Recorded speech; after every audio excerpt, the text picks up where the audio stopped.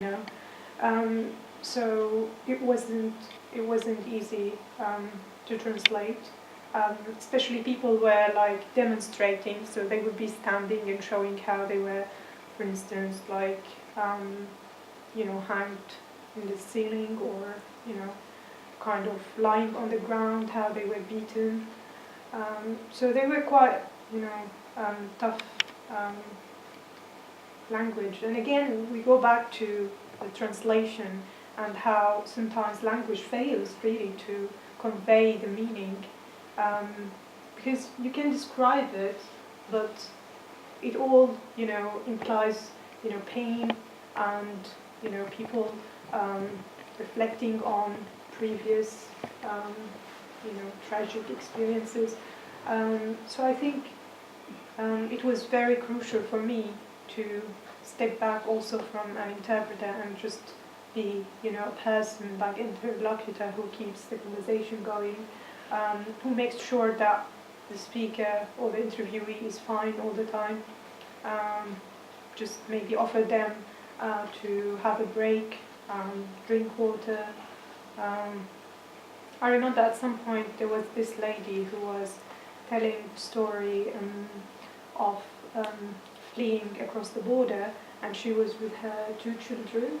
Her husband wasn't with her; he was already across the border, and she was describing how she crossed the river, and how she was like very frightened that she lose one of her sons, and just in the middle of it she broke down. She was crying, and I thought, okay, now we need to, we asked her, because Emanuelle would make sure that we can stop at any time, so we will make sure that she's okay. And the thing is, these people were very keen to tell their story, despite all the trauma that comes and relived again. So they wanted to continue, like the other single woman, the divorced. Was she divorced or widow? She was widowed. She was widowed. Again, like, it just reminds them of their beloved ones, or how they were about to lose their children at that moment. I don't know if I can make reference to one of the people here you've seen. Again, like when they were telling how they escaped the bomb, they were just again like about to break down. I think what was useful is because they were together, and it was possible for one to carry on the story when one was really unable to. So I think that, and being maybe with females was also something comforting, especially with the ladies telling their stories. Right. And it's quite interesting, as I said, it's not straightforward. Sometimes you're asking a question to one, so you have, the couples taking turn in telling the same story. Sometimes you have to wait for them and then again interpret the turn taking, in the same order. Actually, at the time I was doing the interviews, I was interpreting. I didn't know that we were going to do reinterpretations. I didn't either. So I was trying my best to say every minor detail. But I think after the second or third interview, we're just like, no. Yeah, it's not possible. It worked, I think, in the first and second, but afterwards people just wait forever. And I knew I was, interpreting, but you would miss some of the details. Someone speaking for 20 minutes, they wouldn't stop. So I think it was important that we did reinterpretation.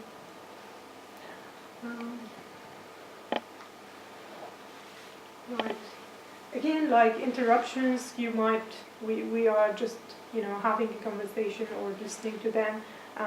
Maybe someone would call, one of the people. Again, I would stop. Maybe I would translate that bit before the call. And again, people might have to repeat, what they have started with. So it's lots of, picking up on the narrative as people went. Yeah. And I think, people took it like very seriously. I'm not sure, like, ethically speaking, how that works, because this connection came through the council. People felt like, they need to do it. It's important. But I think, like, we made sure that we told them you don't have to answer questions or you can stop. So we were quite keen to make the people, like, happy to talk, not just be obliged to. And yeah, because as Emanuelle mentioned, there were like interruptions with people, for instance, offering food, or like it's important to offer coffee in a visit. And sometimes if they were too much, immersed in the telling of the story, they will make sure at the end, we have either like proper meal or, coffee.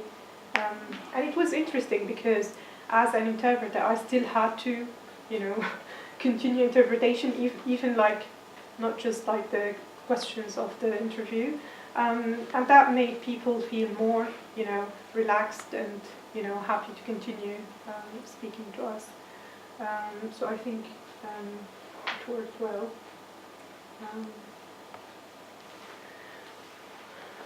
Right.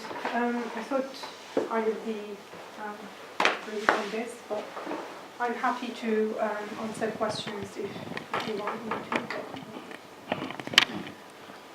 Shall we hang on to the questions to you, and then I'll just finish with the project, and we take all questions together, because there might be questions to Paolo as well. Yeah. So just. So okay. And now, Matthew, this is also more food that we're giving. So I'd just like to point to a couple of challenges when I look back, and that are, I think, important to talk about. So it was difficult for me to coordinate the parts involved, to approach interviewees, the communication and the management of the workload. Because at the end of the day, even though, okay, it's 3 months, you can stop having done part of the project. No, you don't. You finish. You make sure that that material is in a good state in order to be part of the archive. And regardless of how it's going to work, I mean, I had to end up doing, but it was difficult to coordinate the parts involved, because at the end of the day, for example, Reem did not have her agenda free during the month of May and June.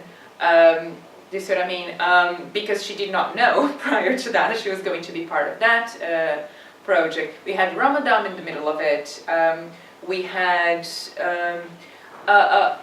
the council, the case workers, how to get to the places of the interview, and all sorts of things. And a lot of it goes on the favor base, because of course, I mean, I was commissioned to do that. Reem agreed to do, but she could at any time say, listen, I can't do this, and that was absolutely valid.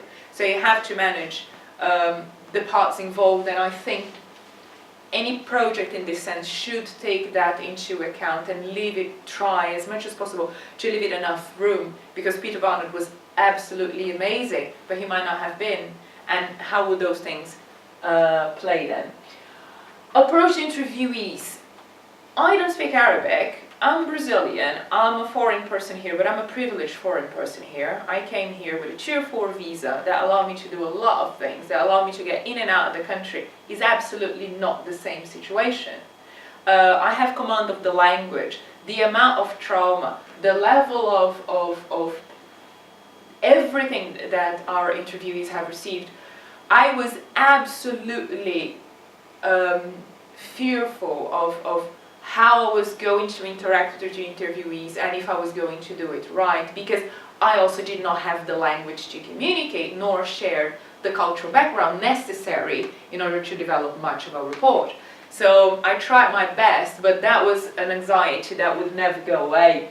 And of course with that comes the communication, because the thing is, how am I going to make sure? So you rely a lot on the non-verbal, because someone is telling a story that is absolutely crucial to their existence, to the fact that they're alive and the fact that they're not dead. And they're saying it in Arabic, looking at me and looking at Reem, and I was nodding. But of course they knew I didn't understand a word of what they're saying. So do you see what I mean? So I had to try to develop the non-verbal language skills in order for those people to feel that I understood a little bit. And as we went along, of course, Reem, as much as she would get a chance, she was like, they said they were telling that episode. I'm like, oh, okay. But do you see what I mean? How is that you were there, but you're just not a third leg, a third element? Because it could be very much easier if they would be just doing it with Reem, right? Eliminate me, you develop a whole other kind of relationship. And how was I going to make the questions I had to make?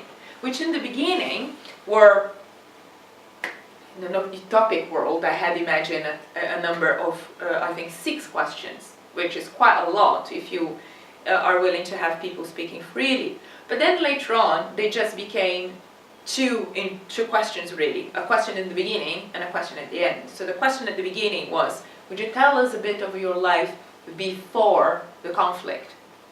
So that they could build up from that positive memory and tell how their life was. And they got into how the conflict altered their lives on their own.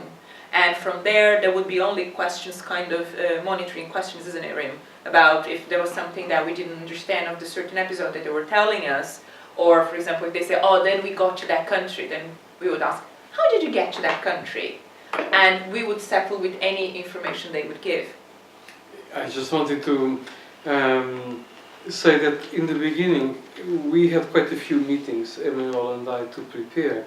And Emanuelle asked me if I would provide a list of questions. And I thought it doesn't make any sense. We can, both of us, come up with a list of questions. But either if we try to stick to them, because the idea would be, are we going to try to make the interviews standard so that there's little deviation from individual to individual? It doesn't work that way. So we decided, no, we have to play this as it goes, because you cannot go there with a script. Because the idea that, even leaving aside the arrogance that you can just show up in a situation like that with pre-planned questions, it would totally annul the intent of letting the people provide their own narratives. It would, if anything, they would be trying to fit what they could see were our perceived narratives that they were going to provide for us. So.